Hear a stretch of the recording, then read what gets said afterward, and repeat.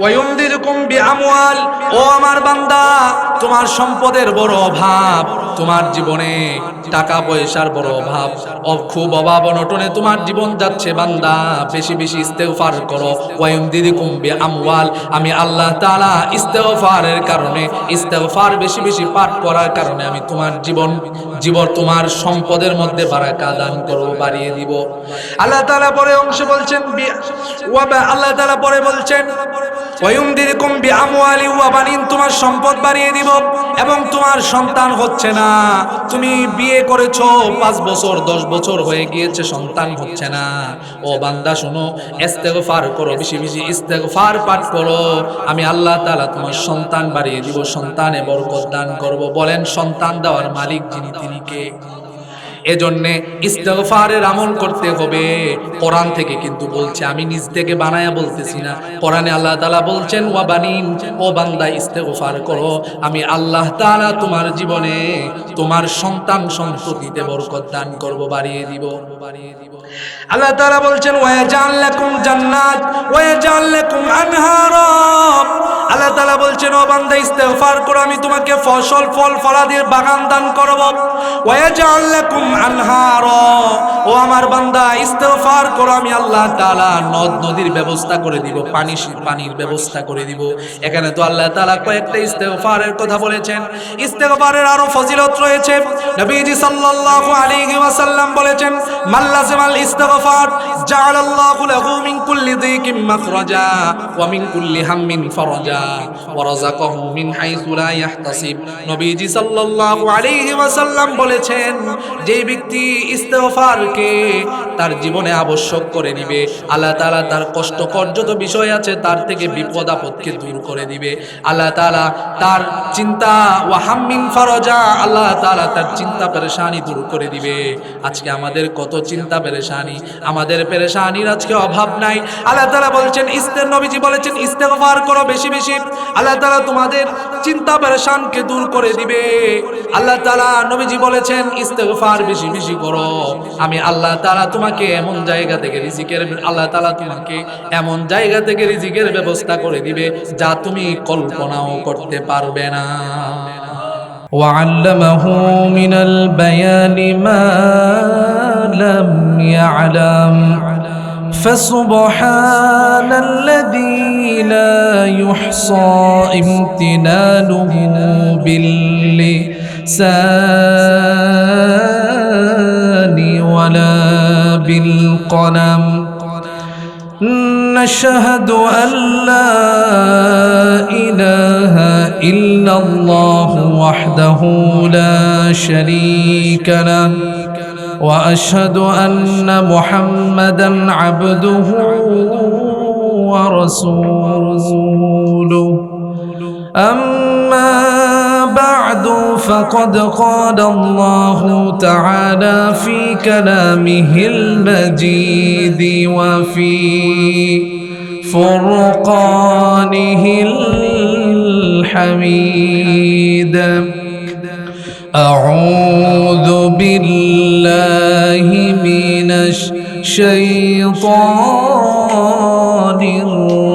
الرجيم بسم الله الرحمن الرحيم إن الله وملائكته يصلون على النبي يا أيها الذين آمنوا صلوا عليه وسلموا تسليما اللهم صل على محمد وعلى آل محمد كما صليت على إبراهيم وعلى آل إبراهيم إنك حميد مجيد اللهم بارك على محمد وعلى آل محمد كما باركت على إبراهيم وعلى آل إبراهيم إنك حميد مجيد আলহামদুলিল্লাহ, মহান আল্লাহ তাআলার দরবারে শুকরিয়া আদায় করছি যে মালিক আমাদেরকে দয়া করে, মায়া করে, ভালোবেসে কোরআনের এই মজলিসে আসার এবং বসার তৌফিক দান করেছেন। সে রবের জন্যে অন্তরের অন্তঃস্থল থেকে গলার আওয়াজকে উঁচু করে প্রাণবন্ত আওয়াজে সকলেই পড়ছি আলহামদুলিল্লাহ।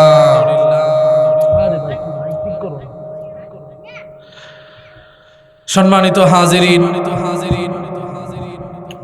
সময় খুব অল্প, এজন্যে কোনো ভূমিকা ছাড়াই সরাসরি আমরা কোরআন এবং হাদিসের আলোকে কিছু কথা শুনবো। আল্লাহ তাআলা তৌফিক দান করুক, সকলেই বলুন আমিন। সম্মানিত হাজিরিন, আজকে আমি যে বিষয়ে আলোচনা করব অত্যন্ত গুরুত্বপূর্ণ একটি বিষয়। সে বিষয়টি হচ্ছে জীবনে বরকত লাভের উপায়। আমরা প্রত্যেকেই চাই যে আমাদের জীবনটা বরকতময় হোক, কারণ বরকত যার নাই, যার জীবনে বরকত নাই, তার জীবনে কোনো শান্তি নাই। সে লক্ষ লক্ষ টাকা ইনকাম করতে পারে, সে বাড়ি গাড়ি মিল ফ্যাক্টরির মালিক হতে পারে, সে ইন্ডাস্ট্রির মালিক হতে পারে, সে বিলাসবহুল লাইফ লিড করতে পারে, কিন্তু তার জীবনে কোনো শান্তি নাই। প্রক্ষান্তরে যার জীবনে বরকত আছে, তার যদি ইনকাম কমও হয়, যেমন আমাদের মসজিদগুলোর ইমাম সাহেবরা, ওনাদের বেতন খুব কম। এখনো অনেক মসজিদ আছে যে মসজিদের ইমামের বেতন মাত্র 4,000 5,000 টাকা, কিন্তু ইমাম সাহেবকে দেখবেন খুব ভালো চলে। কোনোদিন এমন হয় না যে খাবারের অভাবে ইমাম সাহেব মুসল্লির কাছে বলে যে আমি খাবার আমার আজকে দুপুরে খাবার খাই নাই, বা কোনো একবেলা আমি খাবার খেতে পারি নাই টাকার অভাবে। কেন? কারণ আল্লাহ তাআলা তার ইনকামের মধ্যে, তার রুজির মধ্যে আল্লাহ তাআলা বারাকা দান করেছেন। আবার দেখবেন খুব বিত্তশালী আছে, মাসে লক্ষ লক্ষ টাকা ইনকাম করে, কিন্তু দেখবেন মাস শেষ হয়ে যাওয়ার আগেই তার টাকা ফুরিয়ে যায়, টাকা শেষ হয়ে যায়। তার কারণ হলো তার জীবনে বরকত নাই। এজন্যে অত্যন্ত গুরুত্বপূর্ণ একটি বিষয় যে জীবনে বরকত আসবে কিভাবে। অনেকে আমাদেরকে জিজ্ঞাসা করেন, হুজুর আমার জীবনে বরকত নাই, আমার জীবনটা বরকতময় করব কিভাবে, আমাদেরকে কিছু বলেন। তো এই জন্যে আজকে আমি আলোচনার বিষয় সিলেক্ট করেছি জীবনকে বরকতময় করার উপায়। আসুন আমরা সরাসরি আমাদের আলোচনার মধ্যে ঢুকি। জীবনকে বরকতময় করার জন্য আজকে আমি 5টি কাজের কথা বলবো। এই 5টি কাজ যদি আমরা করতে পারি তো আশা করা যায় আল্লাহ তাআলা আমাদের জীবনটাকে বরকতপূর্ণ, রহমতপূর্ণ করে দিবেন ইনশাআল্লাহ। জীবনকে আমরা সবাই বরকতময় করতে চাই। আমরা চাই আমাদের জীবনটা যেন খুব ভালোভাবে চলে। আমরা আমাদের জীবনে বরকত চাই, কিন্তু বরকত কিভাবে আনতে হবে সে বিষয়টা আমরা জানি না। কোন কোন কাজ আমাদের জীবনে করলে আমাদের জীবনটা আল্লাহ তাআলা বরকত দিয়ে ভরে দিবেন, রহমত দিয়ে করে দিবেন, রহমত দিয়ে ভরপুর আমাদের জীবনটা করে দিবেন, এটা আমরা জানি না। এজন্য আজকে আমি বিষয়টাই সিলেক্ট করেছি, জীবনে বরকত আনবেন কিভাবে। যারা এখানে আছেন, যারা বাড়ি থেকে আলোচনা শুনছেন, আমার অনুরোধ থাকবে যাদের কাছে মোবাইল আছে নোট করেন, কি কি কাজে যে যে কাজের কথা বলি ওই কাজের কথাগুলো নোট করেন। আর যার কাছে মোবাইল নাই, খাতা কলম আছে, আপনি লিখে রাখেন।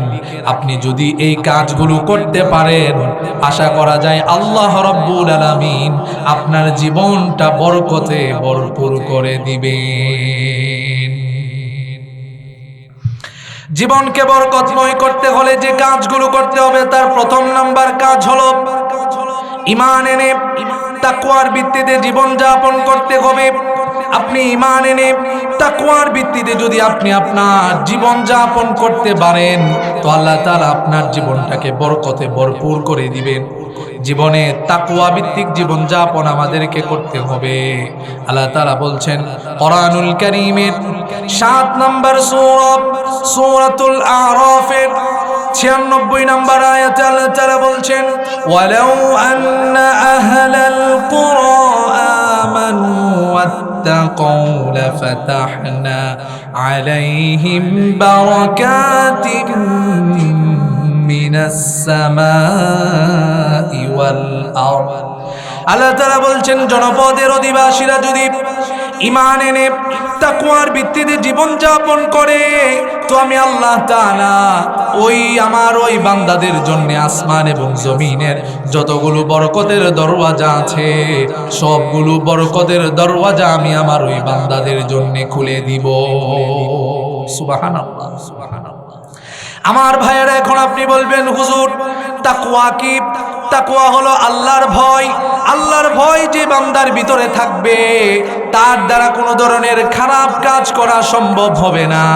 কারণ আল্লাহর ভয় যে বান্দার ভিতরে থাকবে সে যখন কোনো খারাপ কাজ করতে যাবে, সে যখন কোনো অকারেন্স করতে যাবে, তখন তার মনে পড়বে হায় হায় কেউ যদিও না দেখে আমি আড়ালে এসে গুনাহের কাজটা করতেছি, আমি আড়ালে এসে কোনো একটা খারাপ কাজ করতেছি, আমি আড়ালে এসে কোনো ভাইয়ের হক মেরে দিচ্ছি, আমি গোপনে কোনো ভাইয়ের টাকা পয়সা আত্মসাৎ করে ফেলতেছি, আমি যদিও কেউ না জানে, যদিও কেউ না দেখে, কিন্তু আসমান এবং জমিনের মালিক যিনি সে আল্লাহ তাআলা তো আমাকে দেখছেন।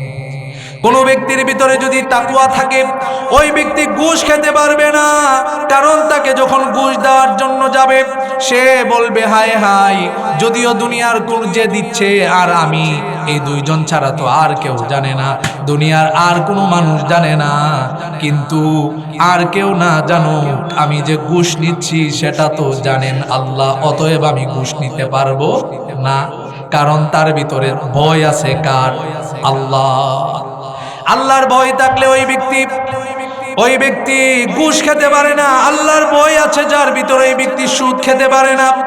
যদিও সুদের টাকা দিলে কিছু টাকা বেশি হয়, কিছু টাকা ইনকাম হয়, লাভ হয়, কিন্তু ওই ব্যক্তি বলবে না আমার মালিক আল্লাহ তাআলা তো সুদকে হারাম করেছেন। আল্লাহ তাআলা বলেছেন আহাল্লাল্লাহুল বাইআ ওয়া হাররামার রিবা। আল্লাহ তাআলা তো সুদকে হারাম করে দিয়েছেন, আল্লাহ তাআলা ব্যবসাকে হালাল করে দিয়েছেন। অতএব সে যখন সুদের কথা চিন্তা করবে তখন আল্লাহর ভয় তার ভিতরে থাকার কারণে ওই ব্যক্তি সুদ খেতে পারবে না, ওই ব্যক্তি আল্লাহর ভয়ে সুদকে বর্জন করবে। আমার ভাইয়েরা, যার ভিতরে আল্লাহর ভয় আছে ওই ব্যক্তি আরেকজনের জায়গা জমি মেরে খেতে পারবে না। আজ দেখবেন আমার সমাজে এমন অনেক মানুষ আছে যারা নামাজ পড়ে, 5 বেলার নামাজ করে, আবার হজও করে, আবার দেখবেন আল্লাহর নামও নেই, নামাজ পড়তে পড়তে কপালের মধ্যে দাগ ফেলে দেয়, আবার দেখবেন তলে তলে মানুষের জায়গা জমি মেরে খায়, অন্যের জমি কোনো রকম একটা পেস লাগিয়ে নিজের নামে নিয়ে যায়। এরকম সমাজে, এরকম বাটপার সমাজে আছে অনেক মানুষ, এরকম আছে মনে করে যে আমি আরেকজনের সম্পত্তি মেরে দিচ্ছি। সে হয়তো বুঝতে পারতেছে না আমি নামাজ আদায় করি, আল্লাহর কাছে তওবা করে নিব, আমি উমরা করলে, আমি হজ করতে গেলে কাবা ঘরের গিলাফ ধরে আল্লাহর কাছে ক্ষমা চেয়ে নিব, আল্লাহ তাআলা আমাকে ক্ষমা করে দিবেন আর আমি তো ওই ব্যক্তির জমিটা পেয়ে যাব। না না আমার ভাইরা, এই চিন্তা করা যাবে না, কারণ আল্লাহ তাআলা আপনাকে ক্ষমা করবেন। আল্লাহর হক হলো 2 প্রকার, একটা হলো আল্লাহর হক, 2 নাম্বার হলো বান্দার হক। আল্লাহ তাআলার হক যেগুলো আছে যেমন নামাজ, রোজা, ইবাদত সম্পৃক্ত যত ইবাদত আছে এগুলো হলো আল্লাহর হক, আর বান্দার সাথে সম্পৃক্ত যতগুলো হক আছে ওইগুলো হলো বান্দার হক। আল্লাহ তাআলা আপনাকে তওবা করলে আপনার আল্লাহর হকগুলো মাফ করে দিবে। নামাজ পড়তে পারেন নাই, মাফ করে দিবে। রোজা রাখতে পারেন নাই, মাফ করে দিবে। কিন্তু আপনি আরেকজনের জায়গা জমি আত্মসাৎ করেছেন, আপনি যদি এই নামাজ পড়ে তওবা করেন, তাওবা করেন তারপরেও কাজ হবে না। আপনি যদি নামাজের পরে তাওবা না, শুধু আপনি যদি কাবা ঘরের গিলাফ ধরেও আল্লাহর কাছে ক্ষমা চান, আল্লাহ তাআলা বান্দার হক সম্পর্কিত, বান্দার সাথে সম্পর্কিত হক আল্লাহ তাআলা ক্ষমা করবেন না। শুধু তাই নয়, আপনি যদি বলেন যে আমি বান্দার হক মেরেছি, ও আমার সন্তানেরা, ও আমার ছেলেরা, আমি যখন মৃত্যুবরণ করব তো তোমরা আমাকে কাবা ঘরের নিচে দাফন করে দিও। আমাকে কাবা ঘরের নিচে দাফন করলে যদি আল্লাহ তাআলা আমাকে ক্ষমা করে, শুনুন, আপনি অন্যজনের হক আদায় করে স্বয়ং কাবা ঘরের নিচেও যদি আপনাকে দাফন করা হয়, আল্লাহ তাআলা আপনাকে বান্দার হক মারার যে গুনাহ, ওই গুনাহ আল্লাহ কোনদিন ক্ষমা করবে না। এই জন্য আমাদের ভিতরে তাকওয়া থাকা খুব প্রয়োজন। ও আমার ভাইয়েরা, কোরআনুল কারীম ঘাটলে আপনি পড়লে দেখবেন আল্লাহ তাআলা বহু জায়গায় তাকওয়ার কথা বলেছেন।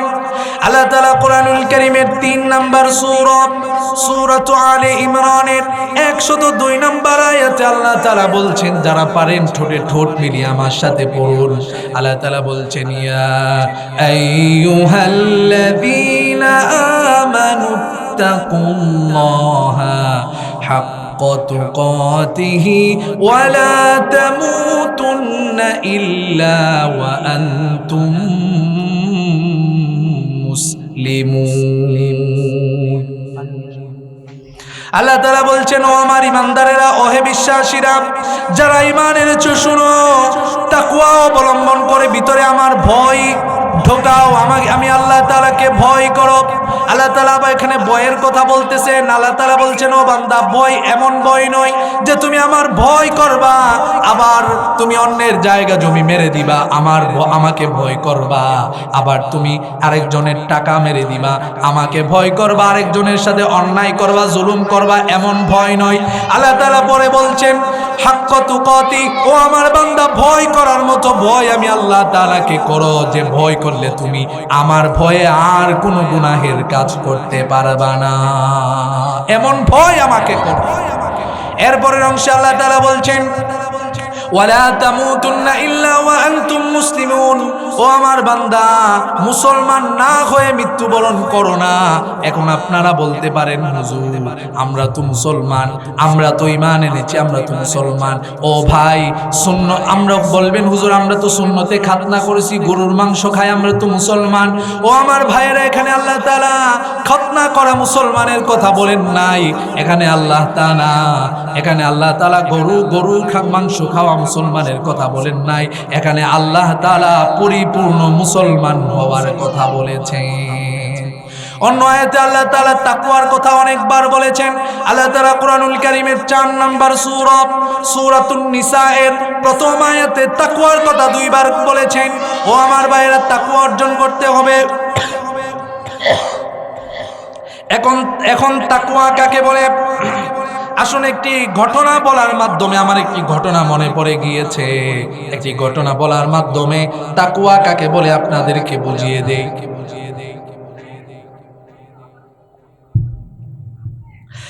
ঘটনা হযরতে আব্দুল্লাহ ইবনে ওমরের একটি ঘটনা আমার মনে পড়ে গিয়েছে। একবার আব্দুল্লাহ ইবনে ওমর রাদিয়াল্লাহু তাআলা তার সাথী সঙ্গীদেরকে নিয়ে সফরে বের হলেন। সফর করার জন্য তিনি রওনা হলেন। সফর করতেছেন। তারা সফর করতে করতে ওনাদের খাবার গ্রহণের সময় হয়েছে। ওনারা খাবার গ্রহণের জন্য এক জায়গায় বসলেন। ওই সময় বসার পরে ওই সময় দেখলেন পাশে একটা রাখাল বালক যাচ্ছে। আব্দুল্লাহ ইবনে ওমর রাদিয়াল্লাহু তাআলা ওই রাখালকে বললেন, ও আমার ভাই, ও রাখাল, আমরা এখানে খাবার গ্রহণের জন্য বসেছি, তুমিও আমাদের সাথে খাবার গ্রহণ করো। আজকে আমরা খুব ভালো ভালো খাবার এনেছি, খুব স্পেশাল খাবার এনেছি, যেগুলো সচরাচর তোমরা খেতে পারো না, এমন কিছু খাবার আমি এনেছি। ও আমার রাখাল ভাই, আমাদের সাথে আজকে তুমি খেতে বসো। রাখাল বললেন, প্রতীক, ও মুসাফির, আমাকে খাবার খাওয়ার জন্য বলার কারণে আপনাকে মোবারকবাদ, ধন্যবাদ। কিন্তু আমি তো আজকে রোজা রেখেছি, আমি তো আজকে আল্লাহর জন্য রোজা রেখেছি।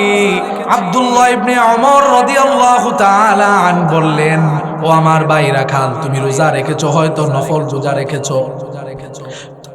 এত মরুভূমির এত গরমের মধ্যে আজকে তুমি রোজাটা ভেঙে ফেলো, নফল রোজা পরে আবার রেখে দিও।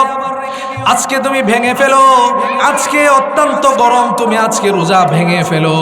ওই লোকটা বললেন, ও ভাই আমা, ওই রাখাল বললেন, ও মুসাফির শোনো,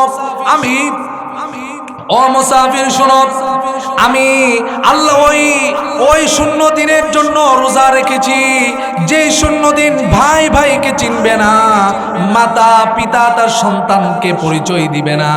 কিয়ামতের দিনের কথা বলতেছেন, ভাই ভাইকে চিনবে না ওই দিন, বোন ভাইকে চিনবে না, ভাই তার বোনকে চিনবে না।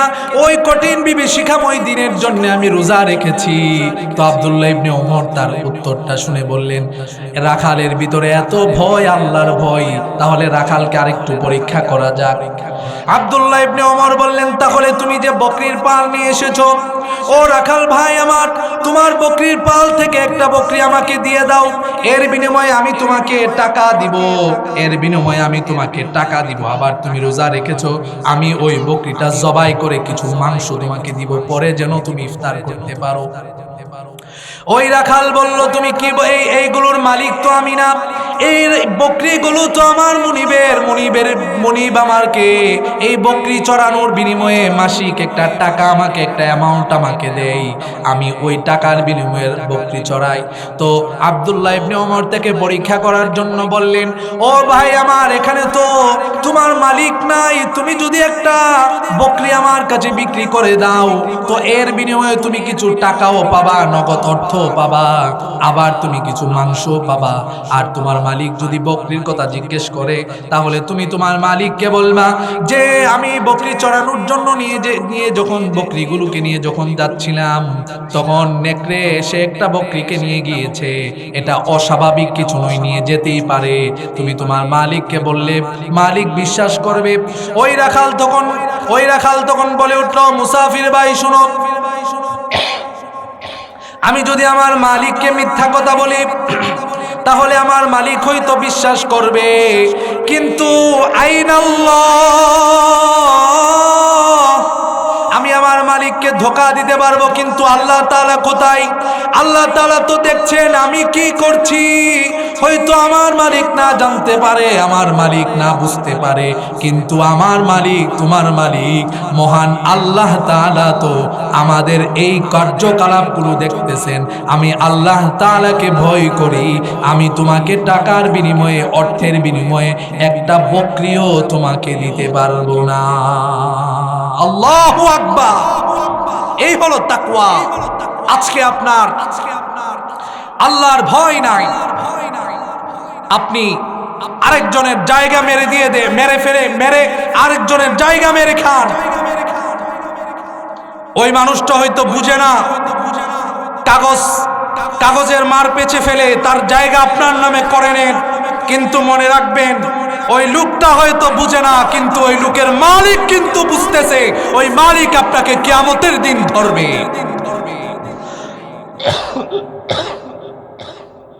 এই জন্য আমার ভাইয়েরা, নিজেদের মধ্যে তাকওয়ার গুণটা ইনস্টল করতে হবে, ডাউনলোড করতে হবে, আল্লাহ তাআলাকে ভয় করতে হবে।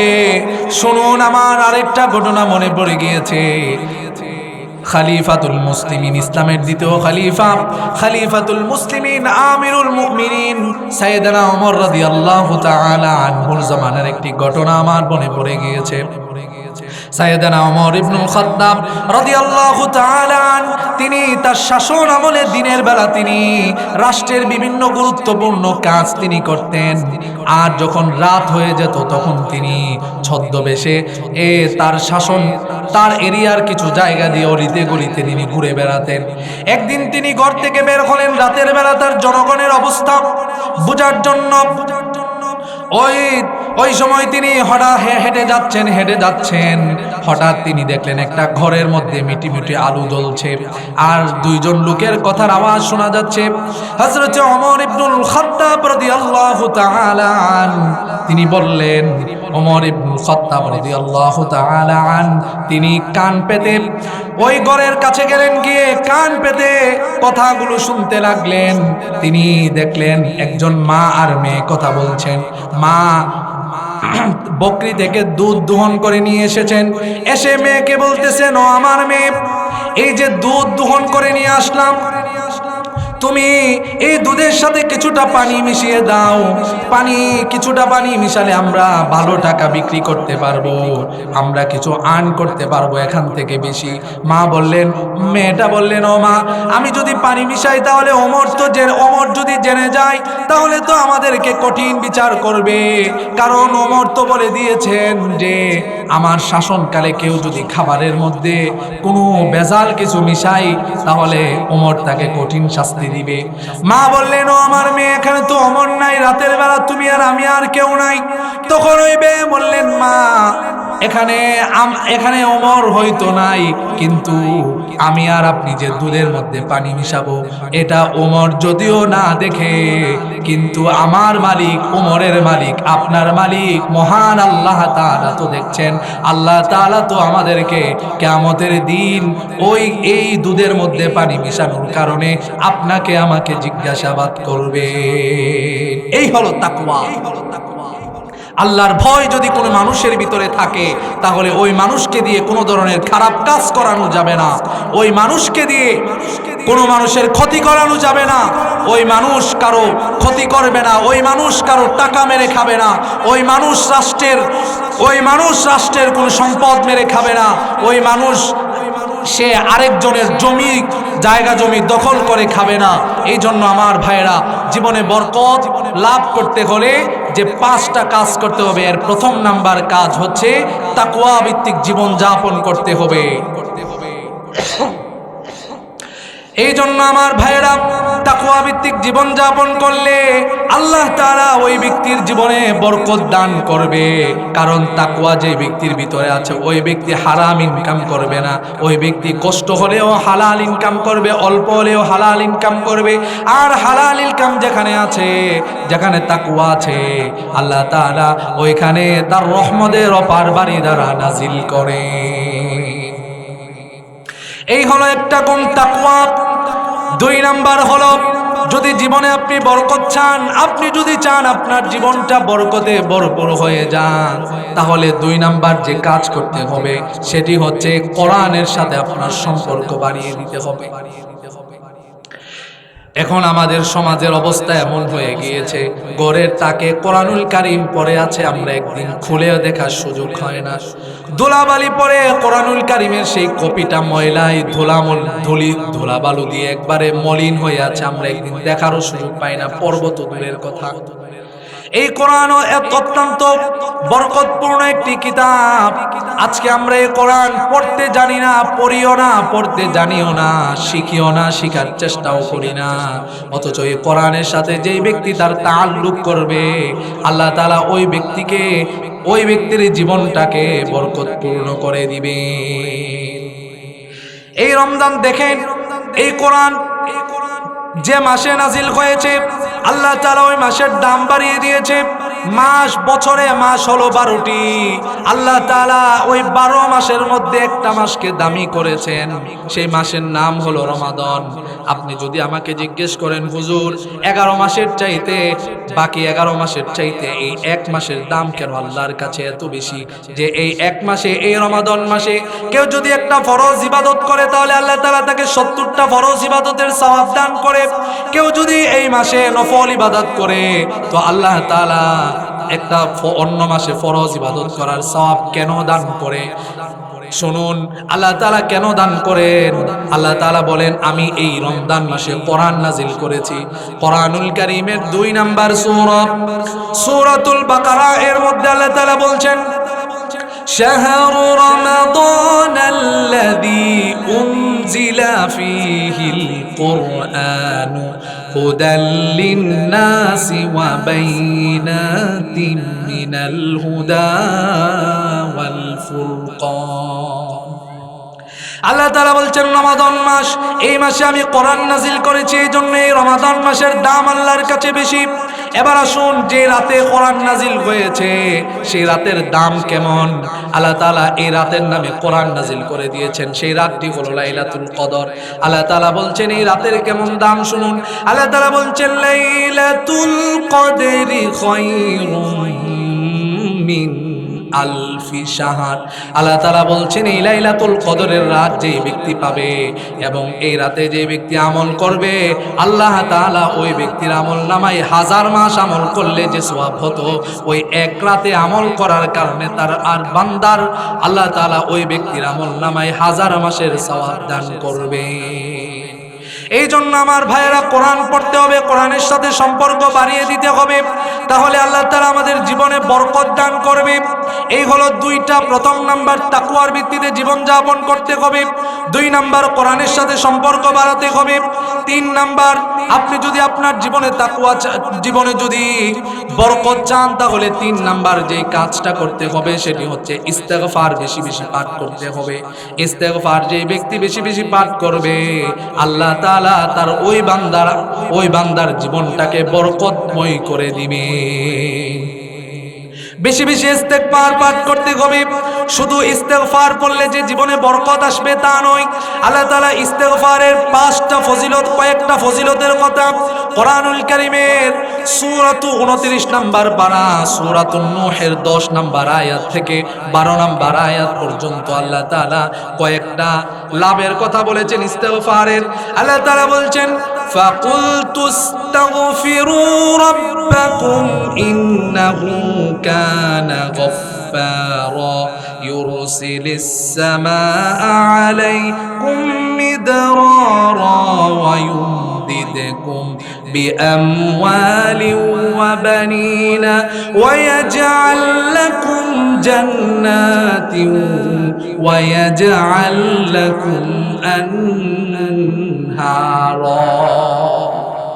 আল্লাহ তাআলা বলছেন যে ব্যক্তি ইস্তেগফার বেশি বেশি পড়বে, ফাকুলতু ইস্তাগফিরু রাব্বাকুম ইন্নাহু কানা গফফারা।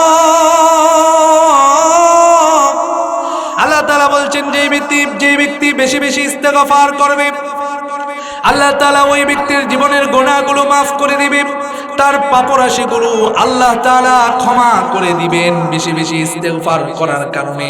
শুনুন, আমি আপনি আজকে ইস্তেগফার করার সময় পাই না, অথচ আমাদের নবী সাল্লাল্লাহু আলাইহি ওয়াসাল্লাম প্রত্যেকদিন যে নবীর জীবনে কোনো গুনাহ নাই, ওই নবী প্রত্যেকদিন 70 বার ইস্তেগফার করতেন। আবার কোন হাদিসে এসেছে মিআতা মাররা, নবীজি 100 বারেরও অধিক প্রতিদিন ইস্তেগফার করতেন। অথচ আপনার আমার জীবনে গুনাহের অভাব নাই, কিন্তু আমরা ইস্তেগফার করি না। এজন্য ইস্তেগফার বেশি বেশি করলে আল্লাহ তাআলা আপনার আমার জীবনের গুনাহগুলো ক্ষমা। আল্লাহ তাআলা পরের অংশে বলছেন ইউরসিলিস সামাআ আলাইকুম মিদরারা, অনাবৃষ্টির কারণে জমিন ফেটে যাচ্ছে, ফসল হচ্ছে না, বেশি বেশি ইস্তেগফার করো। আমি আল্লাহ তাআলা আসমান থেকে বৃষ্টি নাজিল করব ইস্তেগফারের কারণে। আল্লাহ তাআলা পরের অংশে বলছেন ওয়ায়ুমদিদুকুম বিআমওয়াল, ও আমার বান্দা, তোমার সম্পদের বড় অভাব, তোমার জীবনে টাকা পয়সার বড় অভাব, খুব অভাব অনটনে তোমার জীবন যাচ্ছে বান্দা, বেশি বেশি ইস্তেগফার করো। ওয়ায়ুমদিদুকুম বিআমওয়াল, আমি আল্লাহ তাআলা ইস্তেগফারের কারণে, ইস্তেগফার বেশি বেশি পাঠ করার কারণে আমি তোমার জীবন তোমার সম্পদের মধ্যে বারাকা দান করব, বাড়িয়ে দিব। আল্লাহ তাআলা পরে অংশে বলছেন আল্লাহ তাআলা পরে বলছেন ওয়ায়ুমদিদুকুম বিআমওয়ালি ওয়া বানিন, তোমার সম্পদ বাড়িয়ে দিব এবং তোমার সন্তান হচ্ছে না, তুমি বিয়ে করেছো 5 বছর 10 বছর হয়ে গিয়েছে, সন্তান হচ্ছে না। ও বান্দা শোনো, ইস্তেগফার করো, বেশি বেশি ইস্তেগফার পাঠ করো, আমি আল্লাহ তাআলা তোমার সন্তান বাড়িয়ে দিব, সন্তানে বরকত দান করব। বলেন সন্তান দেওয়ার মালিক যিনি, তিনি কে? এজন্য ইস্তেগফারের আমল করতে হবে। কোরআন থেকে কিন্তু বলছে, আমি নিজ থেকে বানায়া বলতেছি না। কোরআনে আল্লাহ তাআলা বলছেন ওয়া বানিন, ও বান্দা ইস্তেগফার করো, আমি আল্লাহ তাআলা তোমার জীবনে তোমার সন্তান সন্ততিতে বরকত দান করব, বাড়িয়ে দিব। আল্লাহ তাআলা বলছেন ওয়ায়াজআল লাকুম জান্নাত ওয়ায়াজআল লাকুম আনহারা। আল্লাহ তাআলা বলছেন ও বান্দা ইস্তেগফার করো, আমি তোমাকে ফল ফলাদির বাগান দান করব। ওয়ায়াজআল লাকুম আনহার, ও আমার বান্দা ইস্তেগফার করো, আমি আল্লাহ তাআলা নদ নদীর ব্যবস্থা করে দিব, পানির ব্যবস্থা করে দিব। এখানে তো আল্লাহ তাআলা কয়েকটা ইস্তেগফারের কথা বলেছেন। ইস্তেগফারের আরো ফজিলত রয়েছে। নবীজি সাল্লাল্লাহু আলাইহি ওয়াসাল্লাম বলেছেন, মাল্লাজিমাল ইস্তেগফার জাআলাল্লাহু লাহু মিন কুল্লি যিকিম মাখরাজা ওয়া মিন কুল্লি হাম্মিন ফারাজা ওয়া রাযাকাহু মিন হাইসু লা ইয়াহতাসিব।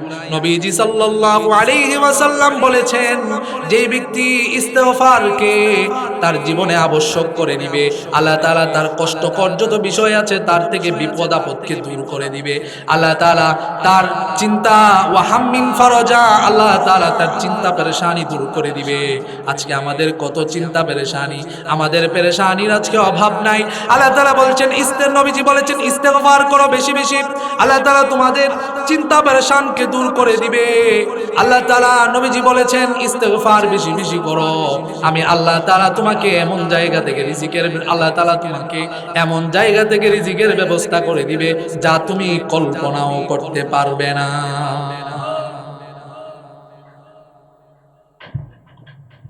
এই জন্য আমার ভাইয়েরা ইস্তেগফার করতে হবে। ইস্তেগফার করলে আল্লাহ তাআলা এমন জায়গা থেকে রিজিক দিবেন যে আপনি আমি কল্পনাও করতে পারবো না।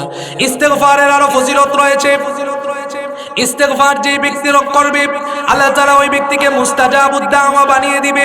মুস্তাজাবুদ দাওয়া কাকে বলে? মুস্তাজাবুদ দাওয়া হলো, মুস্তাজাবুদ দাওয়া বলা হয় যে এমন ব্যক্তিকে, যে ব্যক্তি আল্লাহর কাছে হাত তুলতে দেরি হয়, আল্লাহ তাআলা ওই ব্যক্তির দোয়া কবুল করতে দেরি হয় না। এমন মুস্তাজাবুদ দাওয়া আল্লাহ তাআলা আপনাকে বানিয়ে দিবে। এই জন্য জীবনকে বরকতপূর্ণ করতে হলে বেশি বেশি ইস্তেগফার করতে হবে।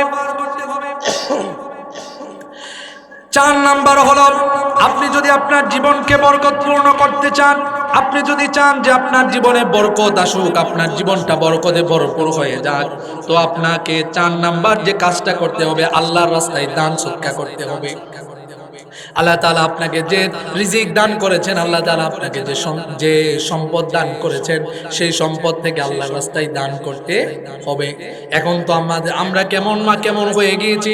আল্লাহ তাআলা আমাকে সম্পদ দিয়েছেন, অট্টালিকা দিয়েছেন, কিন্তু আমরা দান করতে চাই না, চাই আমরা নিজেরা বুক করতে। মসজিদের জন্য আপনার কাছে চাইতে গেছে, আপনি দান করেন না। মাহফিলের জন্য আপনার কাছে চাইতে গেছে, আপনি মাহফিলে দান করেন না। কৃপণ হয়ে গিয়েছেন, কিন্তু কৃপণ হওয়া যাবে না। আপনি যদি কৃপণ হয়ে যান তো আল্লাহ তাআলা আপনার জীবন থেকে বরকত তুলে নিবে। আপনি যদি চান যে আপনার জীবনটা বরকতে ভরপুর হয়ে যাক, তো তাহলে আপনি আল্লাহর রাস্তায় বেশি বেশি করে দান করতে হবে। আল্লাহর রাস্তায় দান করার কি ফজিলত রয়েছে শুনুন। কোরআনুল কারীমের মধ্যে আল্লাহ তাআলা সূরাতুল হাদীদের 18 নম্বর আয়াতে বলছেন, ইন্নাল মুসাদ্দিকিনা ওয়াল মুসাদ্দিকাতি ওয়া আকরাদুল্লাহা করদান হাসানান ফায়ুদাআফু লাহুম ওয়া লাহুম আজরুন কারীম। আল্লাহ তাআলা বলছেন, নিশ্চয়ই দানশীল পুরুষ ও দানশীল নারী যারা দান করে তারা আল্লাহ তাআলাকে কর্জে হাসানা দেয়, আর আল্লাহ তাআলা বান্দার ওই কর্জে হাসানাটাকে বহু গুণে বাড়িয়ে আল্লাহ তাআলা বান্দাকে দান করেন। আর আল্লাহ তাআলা বান্দাকে ওই কর্জে হাসানা দেওয়ার কারণে সম্মানজনক প্রতিদান দান করেন। আবার শুনুন, আপনি যদি দান না করেন, আল্লাহ তাআলা আপনাকে দান না করার কারণে, দান সদকা না করার কারণে মানুষ জাহান্নামে যাবে।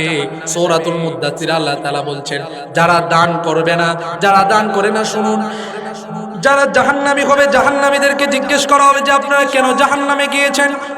তখন জাহান্নামীরা বলবে, ইয়াসআলুনাকা আনিল মুজরিমিনা মা সালাকাকুম ফি সাকর ক্বালু লাম নাকু মিনাল মুসাল্লিনা ওয়া লাম নাকু নুতঈমুল মিসকিন। জাহান্নামীরা তখন বলবে, 1 নাম্বার আমরা নামাজি ছিলাম না, 2 নাম্বার আমরা নামাজি ছিলাম না, 2 নাম্বার যখন আমাদেরকে দান করার কথা বলতো, কোনো অভাব অনাহারীদেরকে দেখতাম, তখন আমরা তাদেরকে দান করতাম না, খাবার দিতাম না। নবীজি বলেছেন, তুমি যদি, আবার হাদিসে নবীজি বলেছেন, তুমি যদি জান্নাতে যেতে চাও তাহলে 4 কাজ করো। আফসুস সালাম, সালামের প্রচলন বাড়িয়ে দাও। ওয়াতিমুত তাআম, দানশীল বান্দাদেরকে বেশি বেশি বান্দাদেরকে দান করো। এজন্য জীবনকে বরকতময় করার জন্য 4 নাম্বার হলো আল্লাহর রাস্তায় দান করতে হবে। আর 5 নাম্বার যে কাজ সেটি হচ্ছে সুন্নাহ, নবীজির সুন্নাহ মানতে হবে। আল্লাহ তাআলা বলছেন মা আতাকুমুর রাসূলু ফাখুযুহু ওয়া মা নাহাকুম আনহু ফান্তাহু। আল্লাহ তাআলা বলেছেন নবীজি যা তোমাদেরকে বলে তা তোমরা আঁকড়ে ধরো, আর যা তোমাদেরকে নিষেধ করে তা থেকে দূরে থাকো। আবার নবীজি বলেছেন মান আহাব্বা সুন্নতি ফাকাদ আহাব্বানি ওয়া মান আহাব্বানি কানা মাই ফিল জান্নাহ। যে ব্যক্তি আমার সুন্নাহকে ভালোবাসে সে যেন আমাকে ভালোবাসলো, আর যে ব্যক্তি আমাকে ভালোবাসলো সে আমার সাথে আল্লাহর জান্নাতে থাকবে। এই জন্য জীবনে বরকত যদি আপনি চান তাহলে আপনি 5টা কাজ করতে হবে। 1 নাম্বার তাকওয়া ভিত্তিক জীবন যাপন করতে হবে। 2 নাম্বার আপনাকে কোরআনের সাথে সম্পর্ক রাখতে হবে। 3 নাম্বার ইস্তেগফার বেশি বেশি করতে হবে। 4 নাম্বার দান সদকা করতে হবে। 5 নাম্বার সুন্নাহ অনুযায়ী জীবন যাপন করতে হবে। যদি করেন আল্লাহ তাআলা আপনার আমার জীবনটাকে বরকতে পরিপূর্ণ করে দিবে। আল্লাহ তাআলা এই মাহফিলকে কবুল করুক, আমাদেরকে এই 5 কাজ করে জীবনকে বরকতপূর্ণ করার তৌফিক দান করুক। আসসালামু আলাইকুম ওয়া রাহমাতুল্লাহ।